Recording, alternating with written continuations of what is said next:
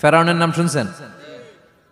ওরা যখন আল্লাহ লোহিত সাগরে ডুবাইয়া পানি খাওয়াইতে লাগলো, পানি খাইতে খাইতে পেটটা হয়েছে এত বড়, আর পানি খাইতে পারেন। এরপর হাত তুলে কয় আনা মিনাল মুসলিমিন, কোরআনের আয়াত, আনা মিনাল, হাত তুলে কয় আমি মুসলমান। ফেরাউন নাই বলে মুসলমান, আমরা যাবো কই? কথা কহ। ফেরাউন হাত তুলে কয় আনা মিনাল মুসলিমিন। আল্লাহ কয় টাইম ইজ আপ, দেরি করছস, অনেক সময় দিলাম, অনেক সুস্থ রেখেছি, ক্ষমতা দিয়েছি, দাপট দিয়েছি, তখন যদি ঘাটটা নত করে, মাথাটা নত করে একবার ক্ষমা চাইতি, ফেরাউন তোরেও ক্ষমা করে দিতাম। কিন্তু সময় শেষ হওয়ার পরে আমি মুসলমানদের অন্তর্ভুক্ত বললে কোনো লাভ হবে নাকি? আল্লাহ বলল সময় নাই, সময় শেষ। কারণ মুসা আলাইহিস সালামের চাচাতো ভাই অনেক দাওয়াত দিল, জাকাত দে। কারণকে জাকাত দিব না, এই সম্পদ আমি কামাইছি, আল্লাহ দেয় নাই।